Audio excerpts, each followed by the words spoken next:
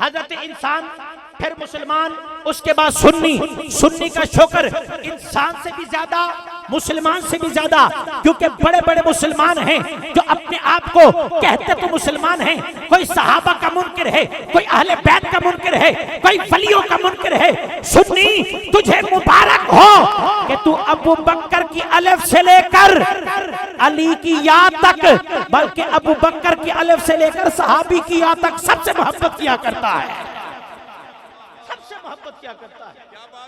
قرآن پاک کی آیت مقدسہ جو میں نے تلاوت کی، الا ان اولیاء اللہ لا خوف علیہم ولا هم يحزنون، سن لو بے شک اللہ کے ولیوں پر نہ کچھ خوف ہوتا ہے نہ ہی یہ غمگین ہوں گے، نہ کچھ خوف ہوتا ہے نہ ہی یہ غمگین ہوں گے۔ توجہ، آسان سا ترجمہ تو یہ ہے، لیکن کمال کیا حضرت امام فخر الدین رازی نے، کمال کر دیا امام المفسرین نے، منطق اور فلسفہ کے امام نے، کہتے لا خوف اور ولا هم يحزنون، یہ دو لفظ ہیں، دو جملے ہیں، ان کے معنی واضح تو ویسے عام تو یہ ہے کہ خوف اور حزن، خوف اور غم، لیکن سنو کہا کہ اس کا مطلب یہ ہے لا خوف، اللہ کا ولی خود جنتی ہوتا ہے، توجہ، اللہ کا ولی خود جنتی ہوتا ہے، ولا هم يحزنون، جو ان سے پیار کرتا ہے اللہ اسے بھی جنت عطا فرما دیتا ہے۔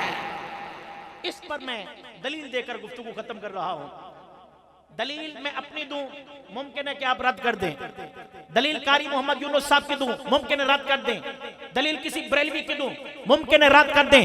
سنو، مولانا اشرف علی تھانوی دیوبندیوں کے امام ہیں، روزانہ درس دیتے، ان درسوں کو مرتب کیا گیا، اس کا نام رکھا گیا افادات یومیہ، یعنی کہ روزانہ کی بنیاد پر جو دروس ہوتے تھے ان کو اکٹھا کیا گیا۔ خرم بھائی بڑی دلچسپ بات ہے، آپ غوث پاک کی بارگاہ سے ہو کر آئے ہیں، ابھی غوث پاک کی بات کرنے لگا ہوں۔ میں نے جملہ کہا امام فخر الدین رازی کہتے ہیں لا خوف سے مراد یہ کہ اللہ کا ولی جنتی ہوتا ہے، ولا هم يحزنون سے مراد ہے جو ان سے پیار کرے وہ بھی جنتی ہوتا ہے۔ اس پر دلیل دینی ہے۔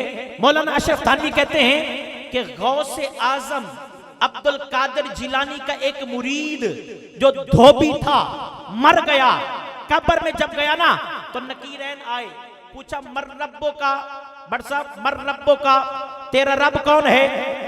کہ میں غوث پاک کا دھوبی ہوں۔ کہ ماں دینوں کا، تیرا دین کون سا ہے؟ کہ میں غوث پاک کا دھوبی ہوں مصباح بھائی، میں غوث پاک کا دھوبی ہوں۔ کہ ما کنت تقول فی حق ھذا الرجل، ان کے بارے میں کیا کہتا تھا جو تیرے سامنے شخصیت تشریف فرما ہے؟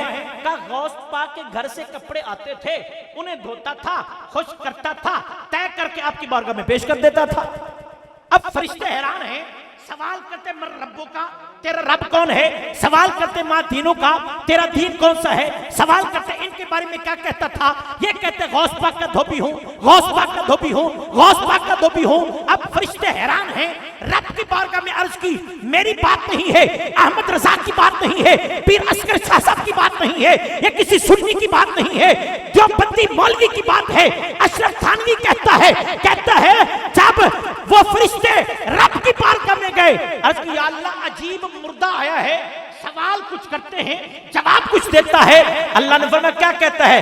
کہا ہم کہتے ہیں مر ربو کا، تیرا رب کون ہے؟ یہ کہتے ہیں میں غوث پاک کا دھوبی ہوں۔ ہم کہتے ہیں تیرا دین کون سا؟ یہ کہتے ہیں غوث پاک کا دھوبی ہوں۔ یا اللہ کیا کریں؟ کہا بخش دو نا نام جو عبد القادر جیلانی کا لے رہا ہے۔ اللہ کا ولی خود جنتی ہوتا ہے، جو اس سے پیار کرتا ہے اللہ اسے بھی جنتی